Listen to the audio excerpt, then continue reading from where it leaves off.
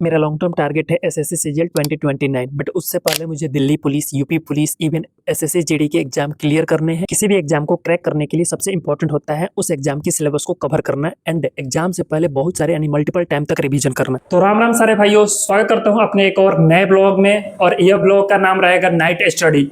And इसमें मैं आप लोगों को बताने वाला हूँ कि कैसे 8 से मतलब 9 घंटे कैसे पढ़ाई कर सकते हो नाइट में। देखो, बहुत सारे स्टूडेंट जो होते हैं वो दिन में पढ़ाई नहीं करते हैं और वो सोचते हैं कि नाइट में मैं 8 से 9 घंटे पढ़ाई कर लूँ। देन आज आप लोगों को बताने वाला हूँ कि नाइट में कैसे आप 8 घंटे आराम से पढ़ सकते हैं इजिली। बट बहुत सारे स्टूडेंट जो होते हैं वो सुबह में उठते हैं एंड 8 से 9 घंटा वो पढ़ाई कर लेते हैं। देन रात में वो पढ़ाई करना स्टार्ट करते हैं तो कम से कम 5 से 6 घंटे पढ़ाई कर लेते हैं। एंड इस प्रकार वो क्या करते हैं कि 8 घंटा सुबह में और रात में 6 से 5 घंटा मतलब पढ़ाई कर लेते हैं। तो इस प्रकार उनका 14 से 15 घंटे की पढ़ाई हो जाती है और that is enough for every student. इतना इनफ होता है किसी भी स्टूडेंट के लिए और किसी भी एग्जाम को क्लियर करने के लिए।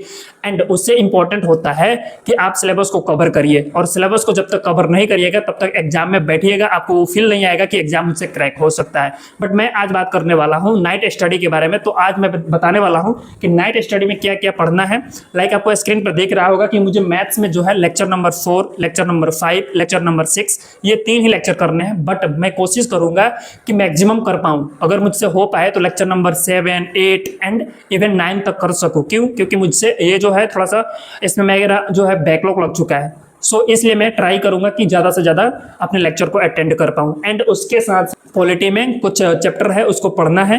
एंड चलिए मैं दिखाता हूँ कि किस तरीके से पढ़ाई करते हैं। तो स्टार्ट करते हैं अपनी पढ़ाई।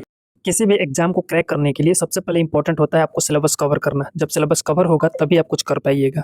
बट मैं अभी ट्यूशन पढ़ाने गया हूँ और होम ट्यूशन पढ़ाता हूँ, इसलिए बिकॉज मुझे कुछ उससे पैसे मिलते हैं और उससे मैं कुछ जैसे कि खर्चे होते हैं रूम के वो निकाल लेता हूँ। बिकॉज ऑफ मैं मतलब एक किसान परिवार से आता हूँ और मेरे पापा जी के पास उतने पैसे नहीं रहते हैं और इसी की वजह से मैं यहाँ पे होम ट्यूशन पढ़ाता हूँ ताकि मुझे कुछ पैसे मिलते हैं एंड उससे मैं अपने खर्चे निकाल पाता हूँ। बट उसके बाद जब आया पढ़ाकर तो मैं पढ़ना स्टार्ट किया एंड लेक्चर करने थे मैथ्स के, क्योंकि मैथ्स के जो है अरिथमेटिक के कुछ चैप्टर बाकी थे। तो अभी डिस्काउंट कर रहा हूँ, इसमें टोटल जो लेक्चर थे वो 12 लेक्चर थे। बट अभी मैं कर रहा हूँ लेक्चर 1, लेक्चर 2 एंड लेक्चर 3 ऐसे करके मतलब करने हैं। बट बहुत सारे मेरे फ्रेंड्स का ये डाउट रहता है और वो कमेंट करते हैं, भर भर के कमेंट करते हैं कि भैया मैथ्स का जो नोट्स है वो कैसे बनाए, किस तरीके से बनाए कि टाइमिंग का बचत हो।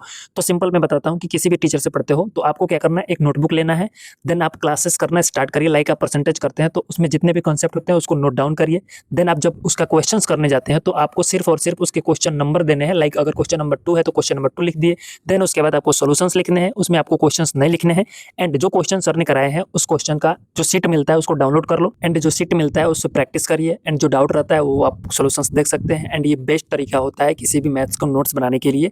इससे टाइमिंग की बचत भी होती है। एंड लगभग मैं 2 बजे तक रात को पढ़ाई किया था। सुबह में ऑलमोस्ट 5:30 में जगा था एंड उसके बाद धरती माँ को प्रणाम किया। बिकॉज मेरी मम्मी कहती है कि सुबह में उठो तो धरती माँ को प्रणाम करो, इससे एनर्जेटिक फील करोगे एंड तुम्हें एक अच्छी वाइब मिलेगी। एंड मैं अमन भैया को देखता हूँ एंड उनकी वीडियो से मोटिवेट होता हूँ तो उनको देखकर थोड़ा सा फॉलो भी करता हूँ कि ऐसे करनी चाहिए।